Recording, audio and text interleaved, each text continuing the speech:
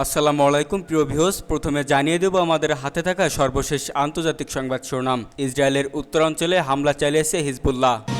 এবার বাংলার মানুষের কাছে ক্ষমা চাইলেন মমতা। অন্যদিকে ঘরবাড়ি হারিয়ে মসজিদে আশ্রয় নিচ্ছেন ফিলিস্তিনের পশ্চিম তীরের বাসিন্দারা। এদিকে মিসাইল পরীক্ষা চালিয়েছে উত্তর কোরিয়া। আরও জানিয়ে দেব জনগণের স্বার্থে পদত্যাগ করতে প্রস্তুত বলে জানালেন মুখ্যমন্ত্রী মমতা। সর্বশেষ জানিয়ে দেব পুতিনের কাছে মোদির বার্তা পৌঁছে দিলেন অরিজিৎ দোভাল। এতক্ষণ শুনছিলেন সংবাদ শিরোনাম, এবার বিস্তারিত। তার আগে আমাদের ভিডিওটি ভালো লেগে থাকলে লাইক, কমেন্ট এবং সাবস্ক্রাইব করবেন এবং কে কোথা থেকে আমাদের ভিডিওটি দেখছেন কমেন্ট করে জানিয়ে দিবেন। ইসরায়েলের উত্তরাঞ্চলে হামলা চালিয়েছে হিজবুল্লাহ। ইসরায়েলের উত্তরাঞ্চল লক্ষ্য করে প্রায় 100 রকেট ছুড়েছে লেবাননের সশস্ত্র সংগঠন হিজবুল্লাহ। ছোড়া হয়েছে অ্যান্টি ট্যাঙ্ক গাইডেড মিসাইলও। এতে এক রিজার্ভ সেনা আহত হয়ে হাসপাতালে ভর্তি হয়েছেন অনেকে। জবাবে লেবাননে হিজবুল্লাহর বিভিন্ন স্থাপনায় হামলা চালিয়েছে। এক বিবৃতিতে এই তথ্য জানিয়েছে ইসরায়েলের সামরিক বাহিনী। গাজায় আগ্রাসন শুরুর পর থেকেই পাল্টা হামলায় উত্তপ্ত লেবানন ইসরায়েল সীমান্ত। হামলা আর হুমকি ধামকি তৈরি হয়েছে সর্বাত্মক যুদ্ধের পরিস্থিতিও। 9 মাস আগে ইসরায়েলি ভূখণ্ডে হামাসের হামলার পর থেকে গাজায় প্রতিশোধমূলক নির্বিচার হামলা চালিয়ে যাচ্ছে ইসরায়েল। এই সংঘাত শুরুর পর ফিলিস্তিনের সঙ্গে একাত্মতা প্রকাশ করে লেবানন ইসরায়েলের সীমান্ত হামলা শুরু করে সশস্ত্র সংগঠন হিজবুল্লাহ। সাম্প্রতিক সময়ে হিজবুল্লাহ ও ইসরায়েল বাহিনীর মধ্যে সংঘাতের মাত্রা বেড়েছে। প্রায় প্রতিদিনই সীমান্তে দুই পাশ থেকে হামলার খবর পাওয়া যাচ্ছে। এদিকে ইসরায়েলি সামরিক বাহিনী জানিয়েছে তারা দক্ষিণ লেবাননে হিজবুল্লাহর বেশ কয়েকটি লক্ষ্যবস্তুে হামলা চালিয়েছে। গত 9 মাসে লেবাননে 467 জন নিহত হয়েছেন, যাদের মধ্যে অন্তত 90 জন বেসামরিক ব্যক্তি ও 304 জন হিজবুল্লাহর যোদ্ধা। ইসরায়েলি কর্তৃপক্ষ জানিয়েছে অন্তত 15 ইসরায়েলি সেনা ও 11 বেসামরিক ব্যক্তি এসব হামলায় নিহত হয়েছেন। বাংলার মানুষের কাছে ক্ষমা চাইলেন মমতা।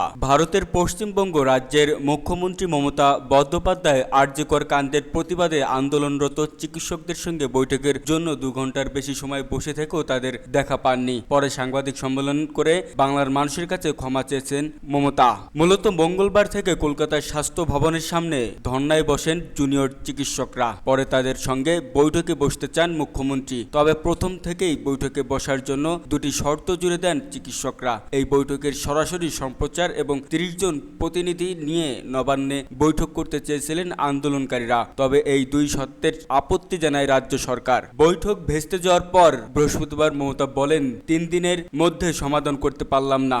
বাংলার মানুষের কাছে ক্ষমা চাইছি। যারা নবান্নের সামনে এসেও বৈঠকে এলেন না তাদের আমি ক্ষমা করলাম। আমাকে অনেক অসম্মান করা হয়েছে, আমার সরকারকে অসম্মান করা হয়েছে, অনেক ভুল বুঝাবুঝি কুৎসা হয়েছে। সাধারণ মানুষ বোঝেনি। আমি পদত্যাগ করতে রাজি আছি, কিন্তু ওরা বিচার চায় না, চেয়ার চায়। আশা করি মানুষ সেটা বুঝবেন। এদিন মমতা বলেন, অনেকে আন্দোলনকারী বৈঠক করতে আগ্রহী ছিলেন, কিন্তু বাইরে থেকে নির্দেশ আসছিল। 2-3 জন রাজি হননি। আমি মানুষের কাছে ক্ষমা চাইছি। ডাক্তারদের অনুরোধ করছি কাজে ফিরুন। পদত্যাগ করতে রাজি আছেন জানিয়ে রাজ্যের মুখ্যমন্ত্রী বলেন, কেউ কেউ বিচার চান না, চান ক্ষমতার চেয়ার। ঘরবাড়ি হারিয়ে মসজিদে আশ্রয় নিচ্ছেন ফিলিস্তিনের পশ্চিম তীরের বাসিন্দারা। হত্যাযজ্ঞের পাশাপাশি ফিলিস্তিনের পশ্চিম তীরে চলছে ইসরায়েলের উচ্ছেদ অভিযান। গেল 2 সপ্তাহ ধরে বুলডোজার ও সাজোয়া যান নিয়ে তাণ্ডব চলছে তুবাস, জেনিন ও তুলকারেমে। উৎখাত করা হচ্ছে সেখানকার স্থানীয় বাসিন্দাদের, ধ্বংস করা হচ্ছে শরণার্থী শিবিরও। কর্তৃপক্ষ বলছে এখন পর্যন্ত উচ্ছেদ করা হয়েছে প্রায় 4000 বাসিন্দাকে। পশ্চিম তীরকে ইসরায়েলি মানচিত্রে দেখানোর পর থেকেই অব্যাহত আছে এই তাণ্ডব। ভুক্তভোগীরা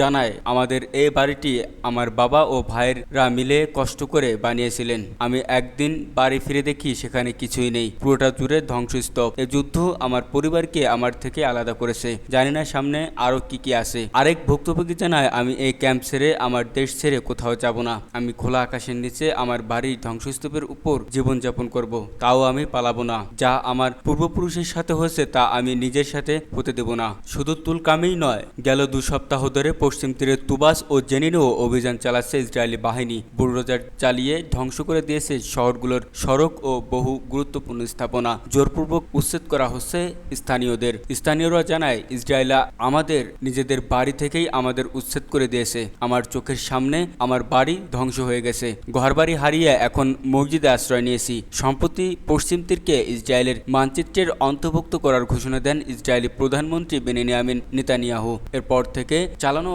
উচ্ছেদ অভিযান জোরদার করা হয়েছে অঞ্চলটিতে। মিসাইল পরীক্ষা চালিয়েছে উত্তর কোরিয়া। আবারও মিসাইল পরীক্ষা চালিয়েছে উত্তর কোরিয়া। প্রতিবেশী জাপান ও দক্ষিণ কোরিয়া জানিয়েছে এ তথ্য।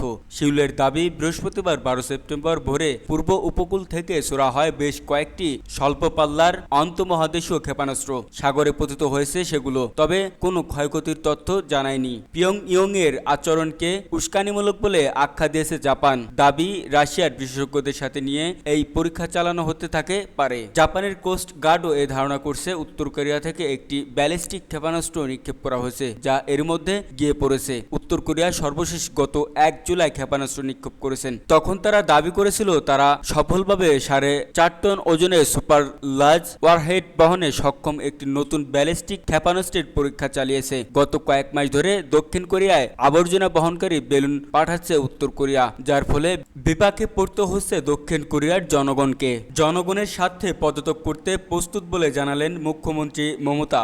জনগণের স্বার্থে পদত্যাগ করতে রাজি আছেন বলে জানিয়েছেন ভারতের পশ্চিমবঙ্গের মুখ্যমন্ত্রী মমতা বন্দ্যোপাধ্যায়। বৃহস্পতিবার এক সংবাদ সম্মেলনে তিনি কথা উল্লেখ করেন। পশ্চিমবঙ্গের আরজিকর হাসপাতালে নারী চিকিৎসককে ধর্ষণ ও খুনের সঙ্গে জড়িত ব্যক্তিদের বিচার চান বলে জানান তিনি। ভারতের সংবাদ সংস্থা পিটিআইয়ের প্রতিবেদনে এসব কথা উল্লেখ করা হয়েছে। সংবাদ সম্মেলনে মমতা বলেন, যারা আজ আরজিকরের অচলাবস্থার অবসান প্রত্যাশা করেছিলেন, আমি বাংলার সেই মানুষের কাছে ক্ষমা প্রার্থনা করছি। তারা জুনিয়র চিকিৎসক নবান্নে পশ্চিমবঙ্গের রাজ্য সচিবালয়ে এসেছিলেন, কিন্তু বৈঠকে বসেননি। আমি তাদের কাজে ফিরে যাওয়ার জন্য অনুরোধ করছি। পশ্চিমবঙ্গের মুখ্যমন্ত্রী বলেন, আমি জনগণের স্বার্থে পদত্যাগ করতে প্রস্তুত, কারণ 3 দিন ধরে আমার সর্বোচ্চ সদিচ্ছা ও চেষ্টা সত্ত্বেও চিকিৎসকেরা আলোচনায় বসতে রাজি হননি।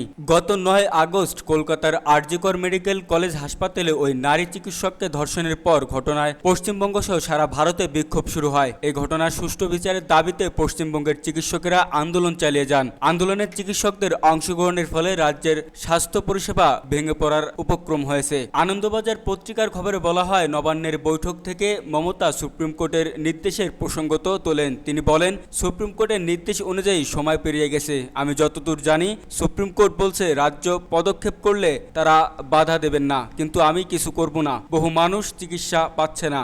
ইতিমধ্যে 27 জনের মৃত্যু হয়েছে। 7 লাখ মানুষ চিকিৎসা বঞ্চিত হয়েছে। আমার হৃদয় কাঁদছে, ওরা ছোট, আমি ওদের ক্ষমা করছি। বাংলার মানুষের কাছে আমি ক্ষমা চাইছি। 3 দিন চেষ্টা করেও সমাধান করতে পারলাম না। পুতিনের কাছে মোদির বার্তা পৌঁছে দিলেন অজিত দোভাল। রাশিয়ার প্রেসিডেন্ট ভ্লাদিমির পুতিনের কাছে ভারতের প্রধানমন্ত্রী নরেন্দ্র মোদীর সাম্প্রতিক ইউক্রেন সফর সংশ্লিষ্ট বার্তা পৌঁছে দেওয়া হয়েছে। বৃহস্পতিবার রাশিয়ায় কনস্ট্যান্টিনোভস্কি প্রাসাদে পুতিনের সঙ্গে এক বৈঠকে ভারতের জাতীয় নিরাপত্তা উপদেষ্টা এনএসএ অজিত দোভাল এই বার্তা পৌঁছে দেন। বৈঠকে দোভাল পুতিনকে বলেন, তিনি মোদি তার ইউক্রেন সফর ও প্রেসিডেন্ট জেলেনস্কির সঙ্গে বৈঠকের বিষয়ে আপনাকে জানাতে আগ্রহী ছিলেন। তিনি চেয়েছিলেন আমি বিশেষভাবে ও ব্যক্তিগতভাবে আপনাকে ওই বৈঠকের বিষয়ে জানাতে আসি। আলোচনাটি রুদ্ধদ্বার বৈঠকে অনুষ্ঠিত হয়েছিল। এতে শুধু 2 নেতা অংশ নিয়েছিলেন। দোভাল এমন এক সময়ে পুতিনের সঙ্গে দেখা করলেন যখন রাশিয়া ও ইউক্রেনের মধ্যে চলমান সংঘাত সমাধানে নরেন্দ্র মোদী কূটনৈতিক তৎপরতা শুরু করেছেন।